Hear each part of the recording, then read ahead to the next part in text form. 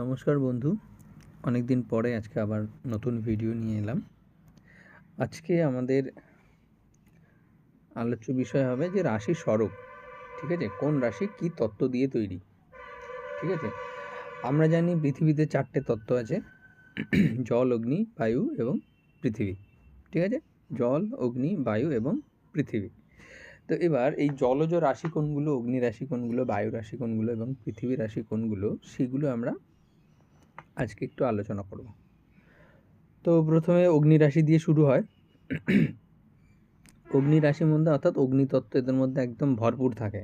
ঠিক আছে, এই সমস্ত রাশির লোকজনের সাহস বেশি হয়, এনার্জি বেশি হয়, একটু রাগী স্বভাবের হয়। ঠিক আছে, মানে সেলফ ইন্ডিপেন্ডেন্ট হয় এরা। ঠিক আছে, অগ্নি রাশির মধ্যে কি মেষ রাশি, মেষ রাশি মঙ্গল অধিপতি। মঙ্গল হচ্ছে অগ্নিতত্ত্ব। সিংহ রাশিকে সূর্যদেব। সূর্যের থেকে আর অগ্নি আর নবগ্রহের কারো কাছে নেই। ঠিক আছে, এটা আমরা জানতে পারলাম। তবে ধনু রাশি, বৃহস্পতির এই রাশিকে জল মানে অগ্নিতত্ত্বের মধ্যে রাখা হয়েছে। ঠিক আছে, তারপরে আসবো আমরা পৃথিবী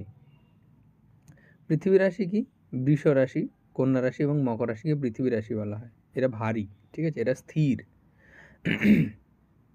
ঠিক আছে, এরা মানে যে কোনো সিদ্ধান্ত নেওয়ার আগে একটু ভাবনা চিন্তা করেন, খুব মানে চঞ্চল স্বভাবের হন না।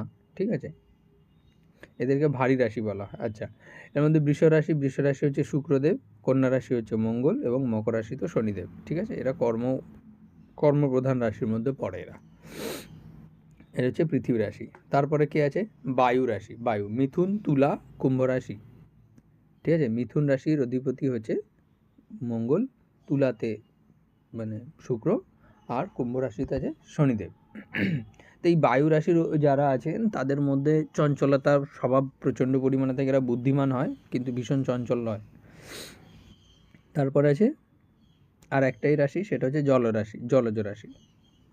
কর্কট রাশি মানে চন্দ্রদেব তো অলরেডি আমরা জানি জলের রাশি। মীন রাশি বৃহস্পতি জলতত্ত্বের রাশি, মীন রাশি।